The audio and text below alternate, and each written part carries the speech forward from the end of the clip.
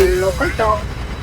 నమస్తే, welcome to local talk. Telugu రాష్ట్రాల అభివృద్ధి ఏ స్థాయిలో జరుగుతుంది? ఎమ్మెల్యేలుగా గెలిచిన వారు ప్రజా ప్రయోజనం కోసం పనిచేస్తున్నారా లేదా వారి స్వలాభం కోసం పనిచేస్తున్నారా అనే అంశాలను బీఆర్కే న్యూస్ గ్రౌండ్ లెవెల్లో తెలుసుకునే ప్రయత్నం చేస్తుంది.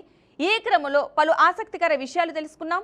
మేము వీటిని చెప్పే ముందు ఎలాంటి ఆధారాలతో వేస్తున్నారు అనే అనుమానం రాజకీయాల్లో ఉన్న వారికి రావచ్చు. కానీ చాలా మంది మీడియా ముందుకు వచ్చి చెప్పేందుకు భయపడ్డారు. అందుకే మేము తెలుసుకున్న అంశాలను మాత్రమే చెబుతున్నాం.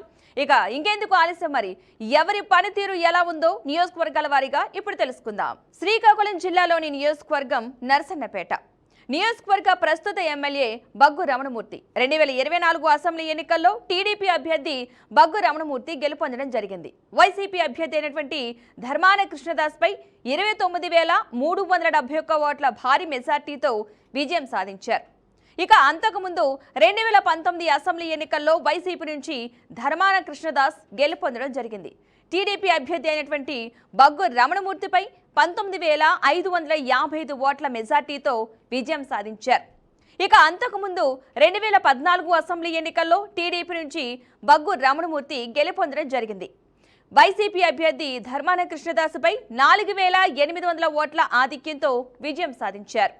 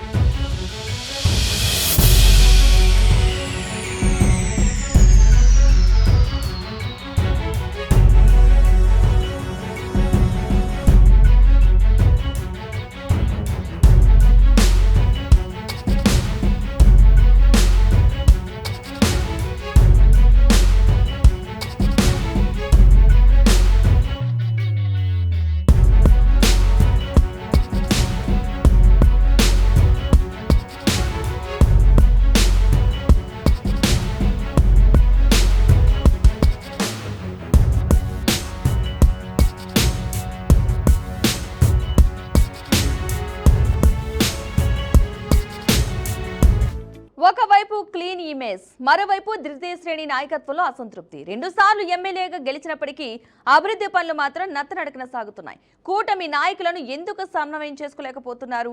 ఎన్నికల్లో ఇచ్చిన హామీలను ఎందుకు నిర్లక్ష్యం చేస్తున్నారు? ఇంతకీ ఎమ్మెల్యే బగ్గు రమణమూర్తి నియోజకవర్గంలో బలంగా ఉన్న బలహీనతగా ఉన్న అంశాలను ఇప్పుడు చూద్దాం. ముందుగా బగ్గు రమణమూర్తి బలం చూసుకున్నట్లయితే క్లీన్ ఇమేజ్, వివాదరహిత వ్యక్తిత్వం. బగ్గు రమణమూర్తికి నియోజకవర్గంలో ఒక శాంత స్వభావిక వివాదరహిత నాయకుడిగా అయితే పేరుంది. అధికార పార్టీ మద్దతు, నిధుల మంజూరు. ప్రస్తుతం రాష్ట్రంలో టీడీపీ, జనసేన, బీజేపీ కూటమి ప్రభుత్వం అధికారంలో ఉండటం ఆయనకు పెద్ద ప్లస్ పాయింట్. గత 7 ఏళ్లుగా పెండింగ్లో ఉన్న పోలాకి మండలం, వనితా మండలం వంతెన నిర్మాణానికి ఇటీవల ప్రభుత్వం నుండి 14 కోట్ల రూపాయల అదనపు నిధులు మంజూరు చేయించారు. ఆ పనులను తిరిగి ప్రారంభించడంలో స్థానిక ప్రజల్లో సానుకూలత పెరిగింది. బీసీ సామాజిక వర్గ సమీకరణలు. నర్సన్నపేట నియోజకవర్గంలో బీసీ ఓటర్ల సంఖ్య చాలా ఎక్కువగా ఉండటం ఎమ్మెల్యే రమణమూర్తికి మంచి బలంగా మారింది. ఆంధ్రప్రదేశ్ అసెంబ్లీ సంయుక్త కమిటీలలో ఆయనకు బీసీ వర్గాల సంక్షేమ కమిటీ సభ్యుడిగా అధికారికంగా చోటు దక్కడం రాజకీయ ప్రాధాన్యతను సంతరించుకుంది. ద్వితీయ శ్రేణి నాయకత్వం. బగ్గు రమణమూర్తి కుమార్తె బగ్గు అర్చన ప్రస్తుతం టీడీపీ రాష్ట్ర కార్యనిర్వాహక కార్యదర్శిగా యాక్టివ్గా పనిచేస్తున్నారు. ఆమెను ఇటీవల విజయనగరం జిల్లా గజపతి నగరం నియోజకవర్గ పరిశీలకురాలుగా కూడా పార్టీ నియమించడం జరిగింది. అర్చన నియోజకవర్గంలో నిరంతరం పర్యటిస్తూ ప్రజా దర్బార్ ద్వారా వినతులు స్వీకరిస్తూ రమణమూర్తికి ద్వితీయ శ్రేణి అండగా నిలుస్తున్నారు. క్యాడర్ బలం, స్థానిక నెట్వర్క్.